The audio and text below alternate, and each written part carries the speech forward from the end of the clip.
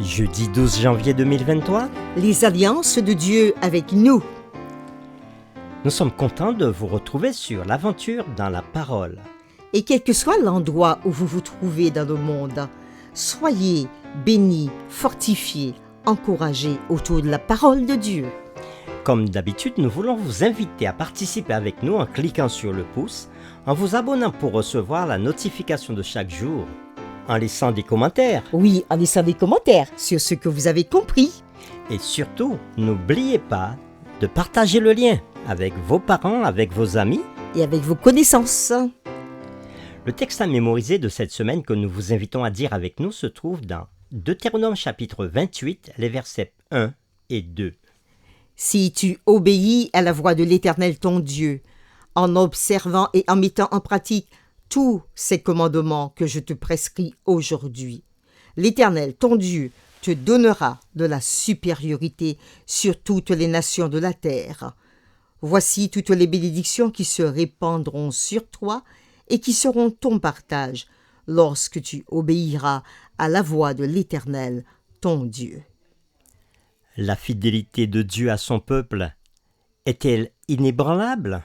Comment notre fidélité ou notre infidélité à l'alliance de Dieu en termes de biens matériels affecte-t-elle notre vie spirituelle? Et pourquoi? Les réflexions de cette semaine nous aideront à répondre à ces questions. Et aujourd'hui, nous le ferons avec la séquence. Cherchez premièrement. Il a été dit de Jésus que la foule l'écoutait avec plaisir, dans Marc chapitre 12, le verset 37. La plupart des personnes dans les grandes foules qui suivaient et écoutaient Jésus étaient des membres de la basse classe, des gens ordinaires. Ce sont eux qui avaient été nourris au pied de la montagne et qui avaient entendu le sermon sur la montagne. Jésus leur avait dit, en gros, « Je sais que vous êtes préoccupés par le fait de subvenir aux besoins de vos familles. Vous vous inquiétez de la nourriture et des boissons dont vous aurez besoin quotidiennement, de même que des vêtements pour vous réchauffer et vous protéger. Mais voici ce que je vous propose. » Alors nous allons lire ce que Jésus propose dans Matthieu chapitre 6, les versets 25 à 33, et nous répondrons à la question suivante. Quelle est la promesse faite ici? Et que doit-on faire pour recevoir ces promesses? Matthieu chapitre 6, les versets 25 à 33. C'est pourquoi je vous dis, ne vous inquiétez pas pour votre vie de ce que vous mangerez, ni pour votre corps de quoi vous serez vêtus. La vie n'est-elle pas plus que la nourriture, et le corps plus que le vêtement? Regardez les oiseaux du ciel, ils ne sèment ni ne moissonnent, et ils n'amassent rien dans les greniers, et votre Père céleste les nourrit. Ne valez-vous pas beaucoup plus qu'eux? Qui de vous, par ses inquiétudes, peut ajouter une coudée à la durée de sa vie? Et pourquoi vous inquiétez au sujet du vêtement? Considérez comment croissent les lys des champs. Ils ne travaillent ni ne filent. Cependant, je vous dis que Salomon même, dans toute sa gloire, n'a pas été vêtu comme l'un d'eux.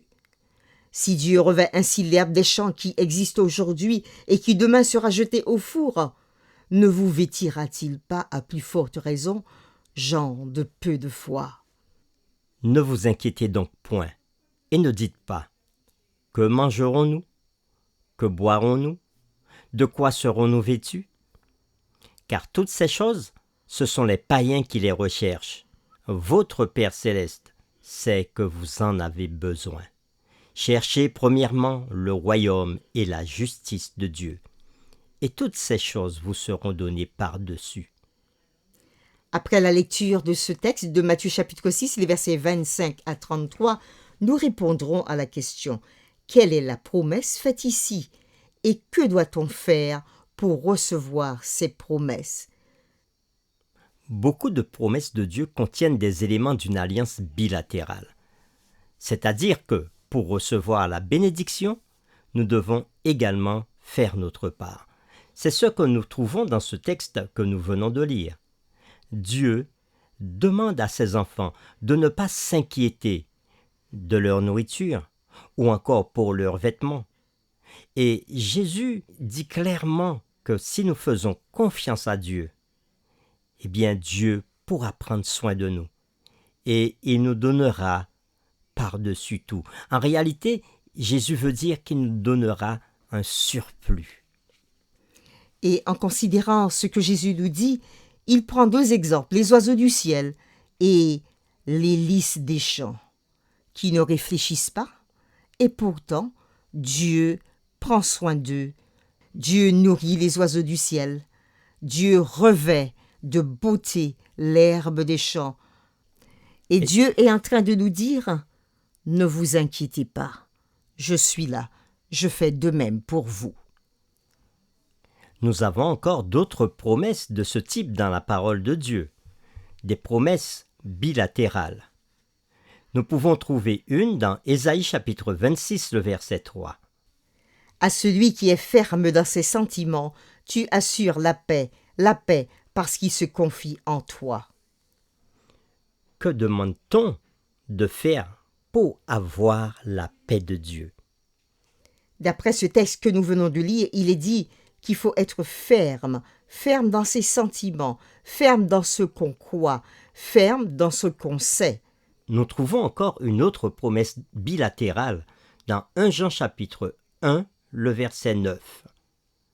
Si nous confessons nos péchés, il est fidèle et juste pour nous les pardonner et pour nous purifier de toute iniquité. Selon ce verset que nous venons de lire dans 1 Jean chapitre 1, le verset 9, que fera Jésus si nous confessons nos péchés? Eh bien, Jean nous dit que Jésus nous pardonne et il nous purifie lorsque nous confessons nos péchés. Nous lisons aussi dans 2 Chroniques chapitre 7, le verset 14, pareil. Si mon peuple, sur qui est invoqué mon nom, s'humilie, prie et cherche ma face, et s'il se détourne de ses mauvaises voies, je l'exaucerai des cieux, je lui pardonnerai son péché et je guérirai son pays. Encore dans ce texte, quels sont les si et les je de la proposition de Dieu dans ce passage? Alors Dieu commence par dire « si mon peuple s'humilie ». Deuxième si mon peuple prie. Et un troisième si mon peuple cherche ma face. Et un quatrième si mon peuple se détourne de ses mauvaises voies. Alors voilà la réponse de Dieu. Je l'exaucerai des cieux. Je lui pardonnerai. Je guérirai son pays. Tous ces versets et beaucoup d'autres portent sur le fait important que bien que Dieu soit souverain, bien qu'il soit notre Créateur et notre soutien, et bien que le salut soit un don de grâce immérité de notre part, nous avons encore un rôle à jouer dans le grand conflit ici sur terre. En utilisant le don sacré du libre arbitre, du libre choix, nous devons choisir de suivre l'inspiration du Saint-Esprit et d'obéir à ce que Dieu nous appelle à faire. Pour terminer, réfléchissons sur cette pensée.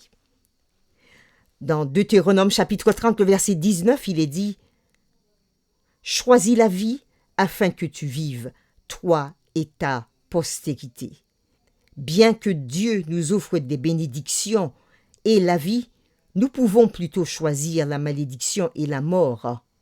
Et pourtant, Dieu nous dit « Choisis la vie afin que tu vives, toi et ta postérité. » Nous vous invitons à prier avec nous. Merci Seigneur pour les merveilleuses promesses que tu nous fais aujourd'hui dans ta parole. Et dans ces promesses, tu nous invites à ne pas nous inquiéter, car tu as tout prévu pour nous.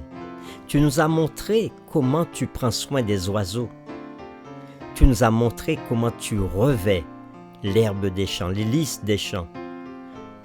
Effectivement, ces fleurs, on les coupe le matin et le soir, elles vont faner. Et Jésus a posé la question, est-ce que nous ne valons pas beaucoup plus que les oiseaux ou encore que les lys des champs? aide-nous à être conscients de notre importance pour toi, de telle sorte que nous puissions te faire confiance pour notre avenir, à ne pas nous inquiéter, à ne pas tomber dans le désespoir, car tu sauras toujours prendre soin de nous. Oui, Seigneur, tu nous dis aussi que si nous confessons nos péchés, alors tu pourras nous les pardonner. Tu nous dis aussi de ne pas nous inquiéter outre mesure, car tu sauras nous accompagner. Tu nous dis aussi dans ta parole que si nous prions, si nous cherchons ta face, si nous nous humilions, alors tu nous guériras, tu nous béniras et tu prendras soin de notre pays. Aide-nous à te faire confiance à tout point de vue dans notre vie et à te donner toujours la première place. Nous t'avons prié au nom de Jésus. Amen.